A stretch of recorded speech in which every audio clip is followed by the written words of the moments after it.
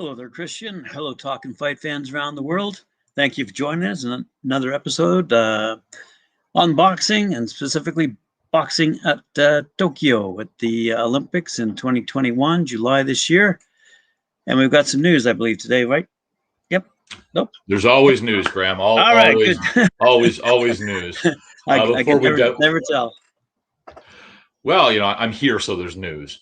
So before we jump right into boxing here on the games themselves, we've had a bit of an update here. The world's oldest person, a 118-year-old Japanese woman who we featured a little story on a couple of weeks ago, has decided not to take part in the torch relay for Tokyo 2020 Olympics because of concerns about the coronavirus.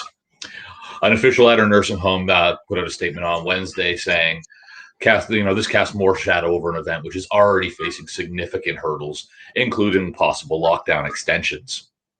Kane Tanaka, who is named in the Guinness Book of World Records as the oldest living person, was slated to be one of the relay participants in Fukuoka in the southern Japan. Now, this was due to be on the 11th of May. 6 people who have helped with the torch relay were diagnosed with COVID-19. And the Tokyo 2020 organizer has said on Sunday, so far bringing the total number of cases involved with the relay event up to 8. So things still kind of plugging along in this relay event, but they're going to be taking it off the streets more and more. So we're going to be seeing a little bit here, much the same as what we've already seen in Osaka and other places. I think we're going to see this run in private parks. We're going to see fewer runners, or they'll be, trying to find volunteers as, celebrities and the noteworthy are starting to drop off of this list. So we'll keep you updated and, with everything that's going on with that. But moving on into boxing itself, Canadian boxer Mandy Bujold has been denied an Olympic berth by the International Olympic Committee. Now, this was more than a week after she made her case as to why she should qualify for the Games. Bujold, as you guys will know, is one of Canada's most successful boxers, with 2 Pan American titles and 11 national championships, but was left on the outside looking in after the IOC's qualifying process kept her out of the Olympic Games. Now, because the 2 qualifying events were canceled, as you guys all know, due to the pandemic, the IOC went back to an 11-month time period between 2018 and 19, including 3 events to qualify boxers for the Games. And it was during this time that Bujold was pregnant and postpartum. She consistently ranked within the top 4 boxers in her weight class leading up to that time frame. Bujold, as we've covered here on this before, has secured legal representation to fight to qualify for Tokyo, making her argument based on human rights and equity. Bujold says, today the IOC wrote to my lawyer indicating that it was not accepting the legal arguments raised in her letter of April 23rd. We now have, unfortunately, no choice but to pursue our legal challenge before the courts. So, again, as we've mentioned before, Bujold has hired Sylvie Rodrigo, her friend and 28-year corporate litigator at Tories LLP in Toronto, to help in this fight. And they're arguing that female athletes should not be denied a spot in the Olympics due to having given birth.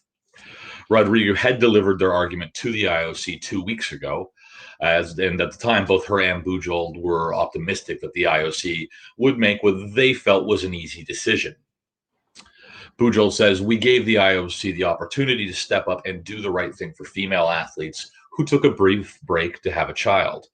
The IOC's position is surprising, not only from a human rights perspective, but also in view of the multiple public statements that it's made recently with respect to its commitment to women in sport and gender equality, specifically in the context of the Tokyo Olympics. So, with less than 3 months to go now before the Olympics, Bujold and her legal team are up against a tight timeline, but they're not giving up, with their next steps to include going to the Court of Arbitration for Sport. Now, this is going to be a last-ditch effort to get Bujold into the Games. She has said in past that she will be retiring after these Olympics, and it was her hope to podium at the Games before stepping away from the sport. So some unfortunate news for one of our hometown here. Not surprising. We discussed this, recently, and I don't think either one of us really expected the IOC to step up on this one. They're going to need to see something in terms of like a class action with multiple athletes. coming at them from all sides before we actually see anything kind of meaningful change. But hopefully this at least sparks the debate. Even if the Court of Arbitration for Sport doesn't go in Mandy's favor, hopefully at least sparks the debate. And by the time we're looking at the qualification process for Paris 2024, as well as other major tournaments that'll be happening between now and then, such as Pan Am, such as Commonwealth in Birmingham next year, things like that. So hopefully we're opening the discussion at least to take a better look at how we qualify these people who are postpartum or pregnant during the qualification periods. So we'll see what happens with that. And as always, guys, I will keep you guys updated as we hear more, because I doubt that we've heard the last from Mandy about this, and I doubt that we've heard the last from her legal team about this one. So I'm curious to see how this one's going to fall, and I'm sure you guys are too. But moving on. Today is Cinco de Mayo. Feliz Cinco de Mayo, Graham. Not Mexican Independence Day, for those of you who don't know. It actually commemorates the Mexican Army's win over Napoleon III's forces at the Battle of Puebla back in like 1868 or something like that. But it is a holiday. So we are going to take a look at a Mexican fighter today. We are, because this ties in a little bit with what you and I have been discussing over the past few weeks when it comes to not only the money that either is or isn't there for amateur athletes, as well as exposure for these athletes if something like these games get canceled and what that can mean. And this all kind of tied in. So I thought we might take a look at this today. Because as we know, elite sports can be fickle, and athletes often receive little attention for finishing second place. Now, that used to be Esmeralda Falcon's story as well.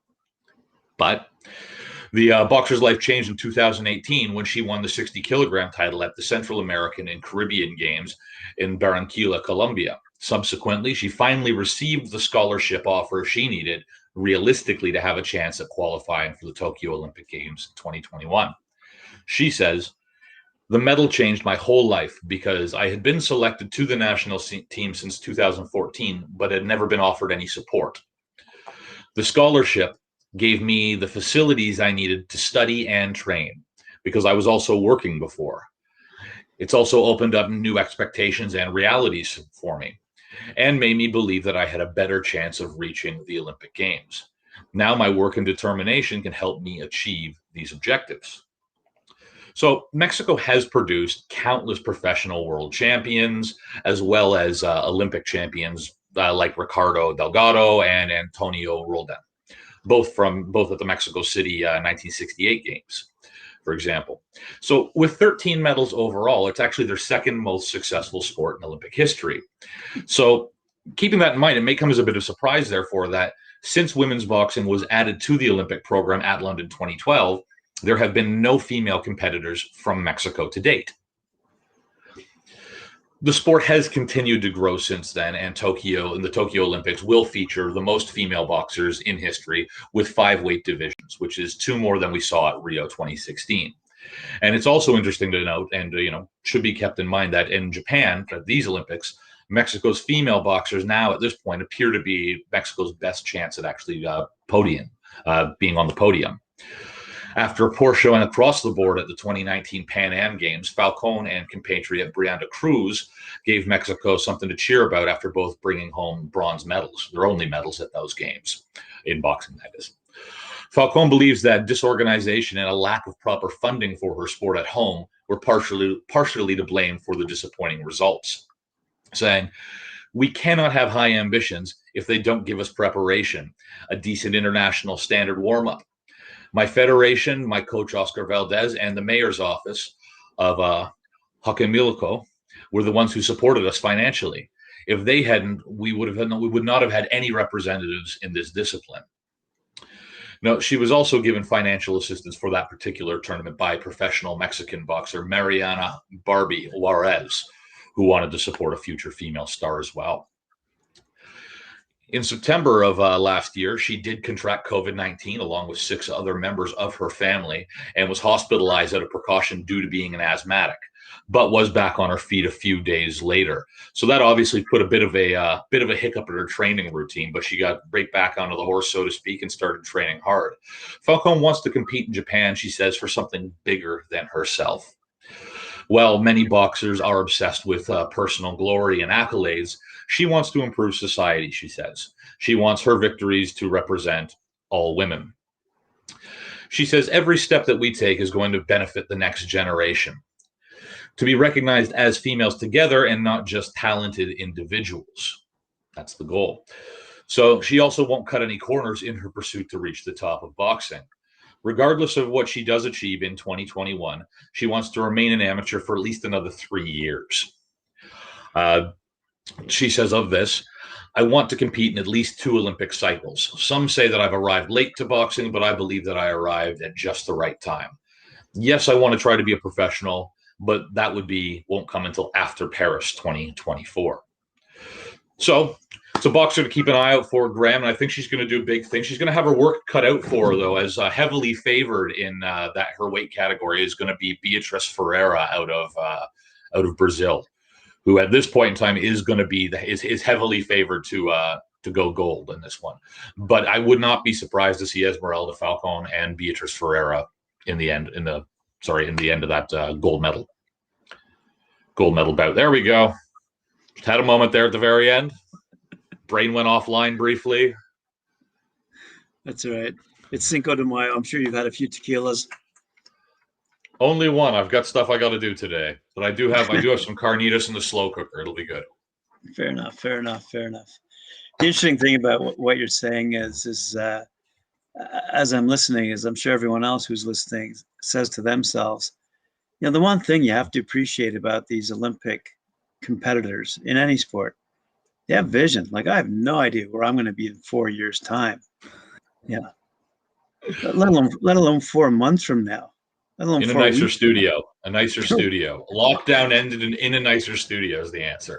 I was going to say, let alone 4 hours from now. But anyway, you got to hand it to these young men and women who have the vision to stick to their plan and who want to compete not only in these Olympics, but the next Olympics, if they so choose. But this whole, the COVID thing, this pregnancy issue, women's rights, yada, yada. Wow, mind-blowing stuff when you consider how much dedication, how much commitment is involved in competing for an Olympic sport. So that's what was going through my mind when you were talking. Yeah, no, and we do spend a fair amount of time, at least in this segment, talking about female athletes. And I don't think that's right. And one of the big reasons for that is the fact that that's where the news is right now, with respect to Olympics and Olympic boxing. This is, that's where the news stories are coming, because they are newer to the game. Not training, not fighting, but being allowed to participate. Getting a seat at the table, as it were. They are new to at the table. And so this is where we are seeing new talent coming out where we were unaware of it before. But we're also seeing new challenges that are affecting the sport as a whole. And as we start to see this sport from the female perspective, which is not a lens that we've been given in the past, kind of thing. So that's where a lot of the news is coming from these days. And that's one of the reasons why we do cover female athletes so frequently on this show, on this segment. And I will direct your attention in that regard to our comments section, where we were being advised to have a look at the Czech Republic and one of the British competitors there, Lauren Price, who I think we've mentioned, and her potential. I'm sure we just mentioned Lauren briefly we talked about who was going to be who was the Great Britain team headed to Tokyo. We mentioned last week. So I think Lauren was mentioned on that, or the female. On Friday, that's what it was. On Friday, we talked about the female competitors headed to Tokyo from Great Britain. I'm back. Right. It's one of those days, man. The brain's moving just half a tick faster than the mouth, or slower than the mouth. See? On that note, good luck to Lauren Price and all the competitors over there in the Czech Republic. It's going to be a fantastic tournament. I'm sure Christian will have a wrap up for us tomorrow. And that about does us for today, if I'm not mistaken. I believe so. All right. Thank you very much. Appreciate it. And thank you. Good listenership, good viewership. We'll see you tomorrow.